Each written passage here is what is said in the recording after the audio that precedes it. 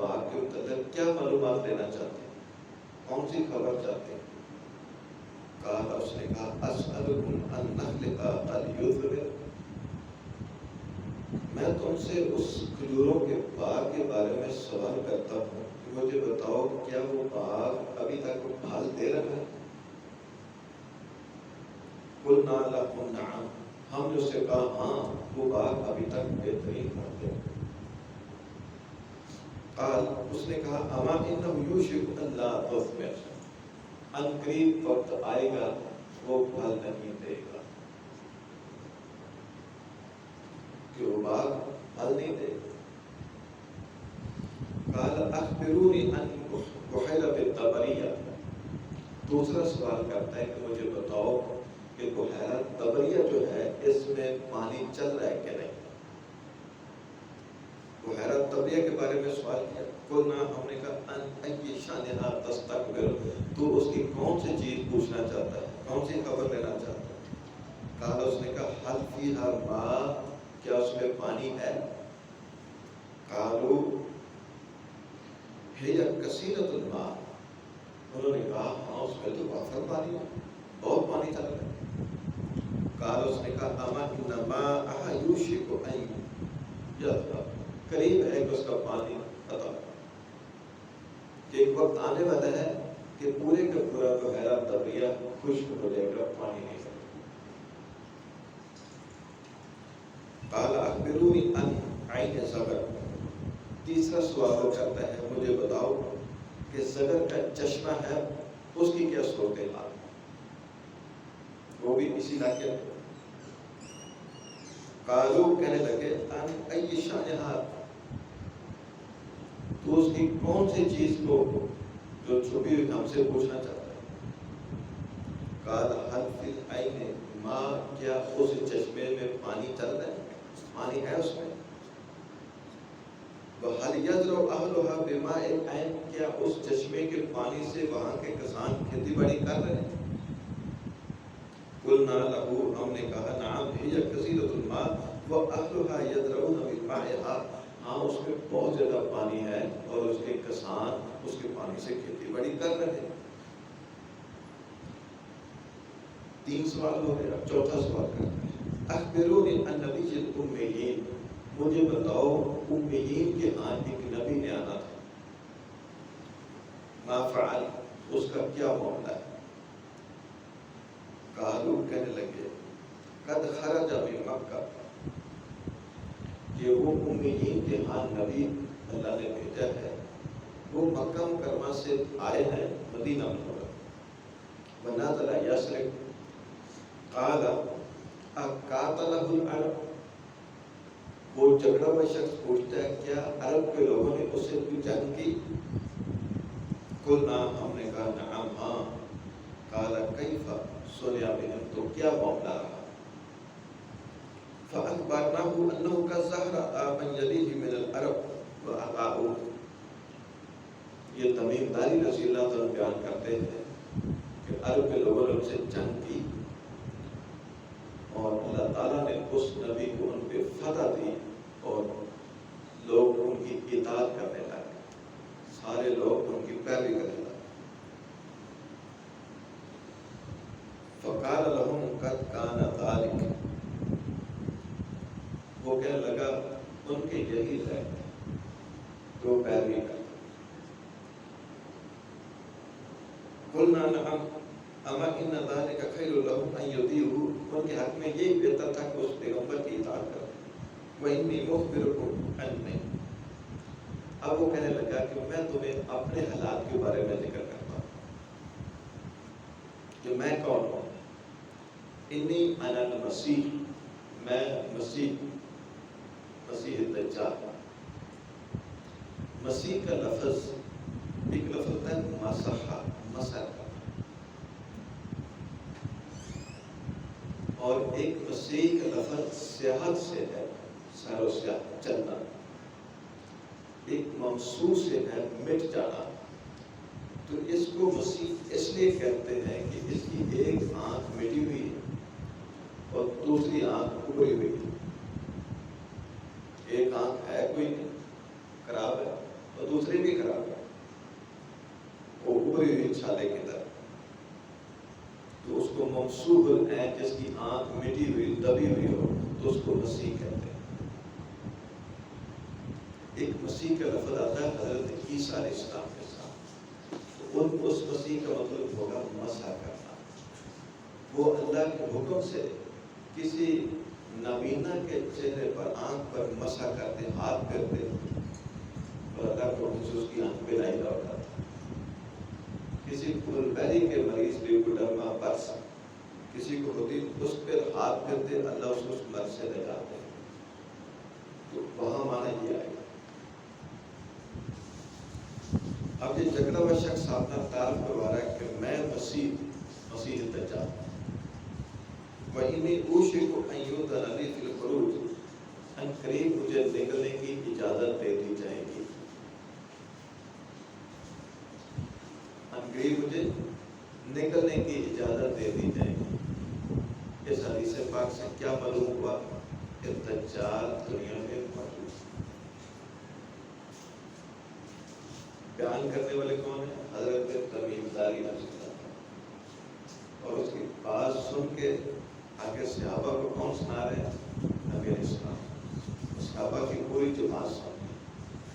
اب اتنا مستند طریقے سے واقعہ موجود ہو تو پھر افسوس ہے ان فلسفیوں پر، ان ملحدین پر، ان حدیث کے منکرین پر جو اتنی بڑی چیز کو نہیں مانتے،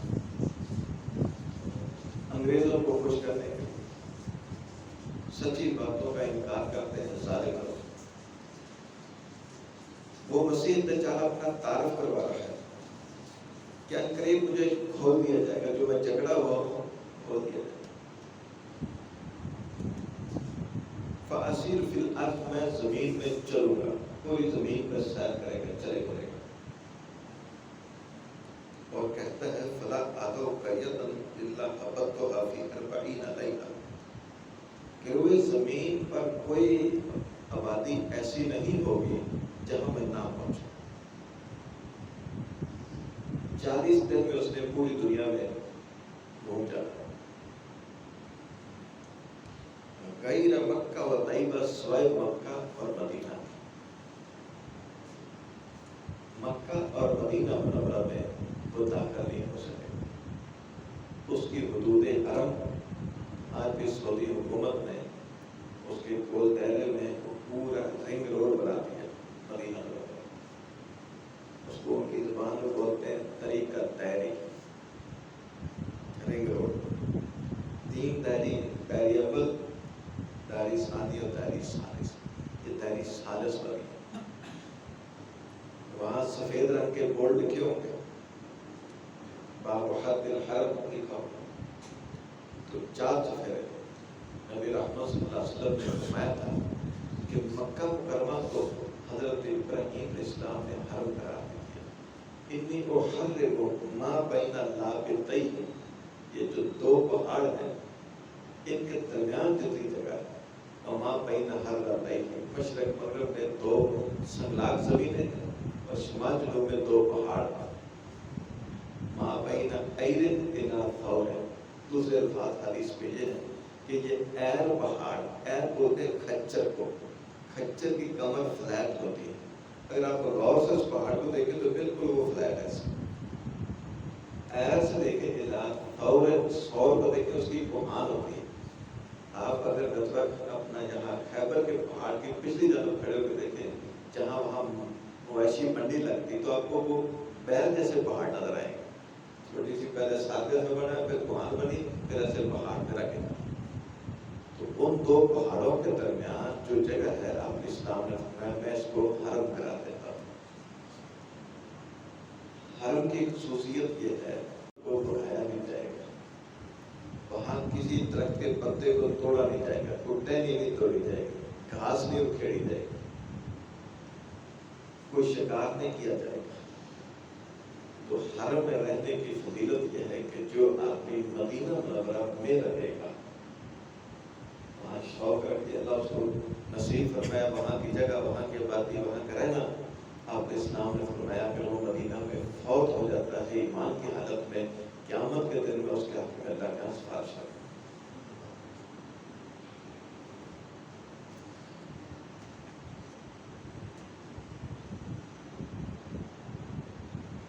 اب یہ شخص جو جھگڑا ہوا کہہ رہا ہے کہ میں 40 راتوں میں پورے روئے ارض پر کوئی آبادی، کوئی دیہات، کوئی پنڈ، کوئی گاؤں، کوئی جزیرہ نہیں چھوڑوں گا، میں اس میں چلا جاؤں.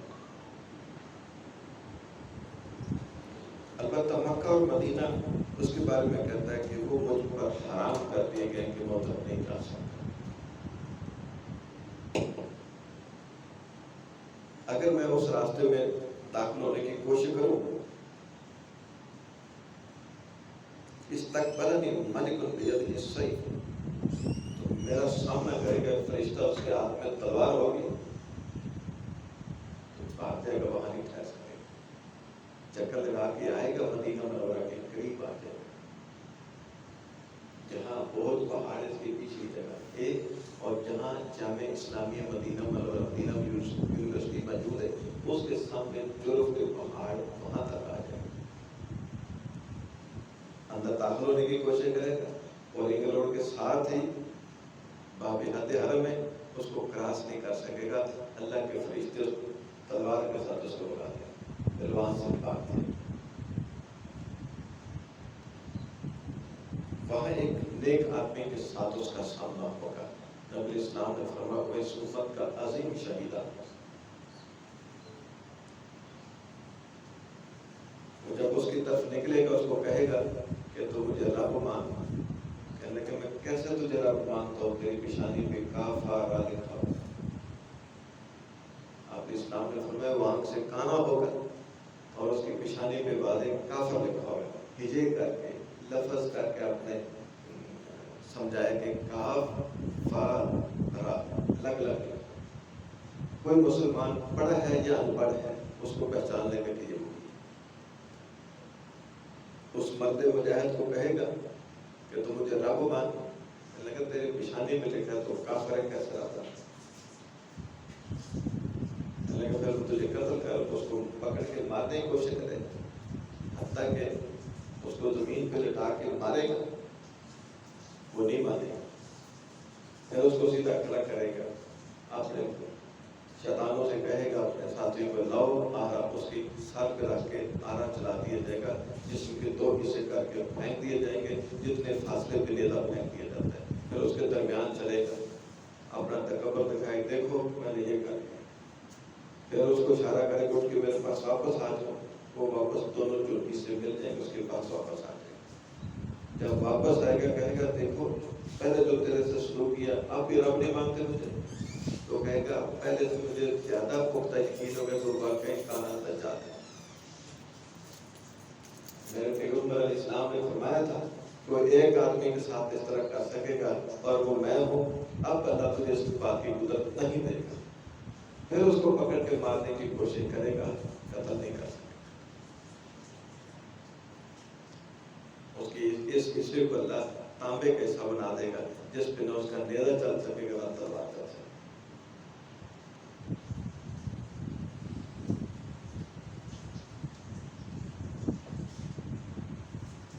وَإِنَّ عَلَىٰ كُلِّ نَقْبٍ مِّنْهَا مَلَائِكَةٌ يَحْرُسُونَهَا. تو مدینہ منورہ کے 4 چفیرے راستوں پر اللہ کے فرشتے کھڑے اس کا پہرا ہے، وہاں دجال نہیں جا سکتا. قال رسول اللہ صلی اللہ علیہ وسلم، نبی علیہ السلام نے فرمایا وَطَعَنَا بِمِكْسَرَةٍ فِي الْمِنْبَرِ. اپنے منبر پر اس طرح اشارہ کرتے ہوئے فرمایا هَذِهِ طَيْبَةٌ، یہ برکت آبادی، مدینہ کی آبادی طیبہ. آپ نے فرمایا هَذِهِ طَيْبَةٌ، هَذِهِ طَيْبَةٌ، هَذِهِ طَيْبَةٌ، یعنی مدینہ کو فرمایا یہ بابرکت پاکیزہ آبادی ہے، یہ پاکیزہ آبادی ہے، یہ پاکیزہ آبادی. اگر اس کے اندر کوئی منافق پہ دین بھی ہوگا تو اللہ قرب قیامت وہاں سے ان کو اٹھا کے مدینہ سے بیٹھ دیں. الا هل كنت حدثتكم ذلك. تو نبی اسلام نے جب ساری بات صحابہ کو سنائی تو فرمایا کیا میں نے تم کو دجال کے بارے میں بات نہیں بتائی؟ جس کے بارے میں بتایا یہ دیکھا ہے. فقال الناس، لوگوں نے کہا نعم ہاں، فإنه أعجبني حدیث تمیم. تو مجھے یہ تمیم داری کی بات اچھی لگی تو میں نے تم کو سنا. انہ وافق الذی کنت احدثکم عنہ، کیونکہ یہ بالکل اس کے موافق بات تھی جو میں نے تم کو سنائی. وَلِلْمَدِينَةِ وَمَكَّةَ عَلَىٰ إِنَّهُ فِي بحر الشام او بحر اليمن لا بل من قبل المشرق ما هو من قبل المشرق ما هو من قبل المشرق وما او ما بيده الى المشرق قال حفظت هذا من رسول الله صلی اللہ علیہ وسلم. یہ تعارف تھا اس کا دجال کے بارے میں کہ اس نے 3-4 سوال کیے اور چاروں کے ان جواب دیے، اور نبی اسلام نے فرمایا یہ بالکل وہی شخص ہے، وہی بات ہے جو میں نے تم کو سنائی تھی، مجھے جب بات اچھی لگی تو میں نے تم کو سنا دی. یہ بات کیا پورے کا پورا صحیح مسلم میں موجود. اب اس آدمی کا فتنہ کیا ہوگا دجال کا، اس نے یہاں آ کے کیا کام کرنا ہے، ہمیں اس سے بچنے کی کیا صورت اختیار کرنی ہے. ایک صورت میں نے بتا دی کہ آپ نے سورہ کہف کی پہلی 10 آیات یاد ہے. اس میں اللہ تعالیٰ کے چند اللہ سے محبت کرنے والے بندوں کا ذکر ہے جو اپنے گھروں سے نکلے تھے اپنا ایمان بچانے. وہ ہمیں سبق دیتا ہے کہ دنیا کی زندگی میں اگر سب سے قیمتی چیز اگر ہے تو وہ ایمان ہے. اپنے ایمان کی حفاظت کرتے اس کو بچانا ہے. گھر چھوڑنا پڑے کوئی مانا نہیں رکھتا، علاقہ چھوڑنا پڑے کوئی مانا نہیں رکھتا، بہن بھائی عزیز رشتہ دار ماں باپ چھوڑنے پڑے کوئی مانا نہیں رکھتا. اللہ کے ساتھ کوئی بغاوت نہیں، اللہ سے سچی وفاداری کرنی، یہ انداز خیال کرتا ہے. دوسرا کام ہمیں کیا کرنا ہے، اس دجال کے بارے میں پوری معلومات جو اللہ کے رسول نے دی ان کو ذہن میں رکھنا ہے اور اپنی نسلوں تک منتقل کرنا ہے، تاکہ اس دور میں کوئی بندہ کھڑا ہو تو اس کو پوری معلومات ہو. آپ اسلام نے فرمایا اس کے پاس جنت بھی ہوگی اور جہنم بھی ہوگی. جنت اور جہنم لے کے آئے گا ساتھ. تو جس نے اس کی جنت میں داخلے کی کوشش کی وہ ایسے جیسے جہنم چلا گیا، اور جس کو اپنے قید و غضب سے جہنم پھینکے وہ ایسے سمجھے جیسے جنت چلا.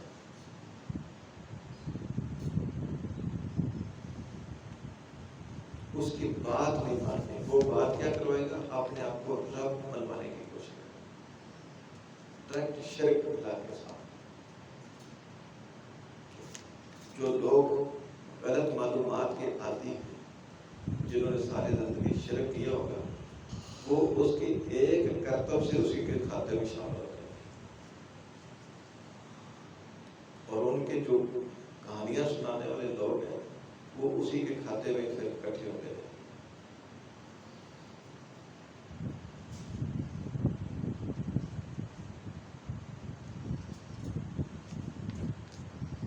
سچی معلومات انسان کو گمراہی سے بچاتی، اور سچی معلومات نہیں ہوگی تو کئی جگہ پر گرتا جائے. اب یہ دجال نکلے گا کس جگہ سے، اس کے بارے میں بھی ذہن میں رکھیں کہ نبی علیہ السلام نے فرمایا یہ مشرق کے علاقے سے نکلے. مدینہ منورہ سے مشرق میں عراق ہے، اور عراق سے مشرق میں ایران ہے، ایران سے آگے افغانستان اور پاکستان اور ساتھ کچھ حصہ اور روس کا ساتھ شامل ہوتا ہے. اس سارے علاقے کو خراسان کا کہ وہ خراسان سے نکلے گا. پھر مزید جب تفصیلات آئی اس میں کہ وہ مشرق کا علاقہ ایران کا ایک حصہ ہے اصفہان. اصفہان کے اندر ایک آبادی ایک محلہ ہے یہودیہ، اس محلے سے وہ تعلق ہے.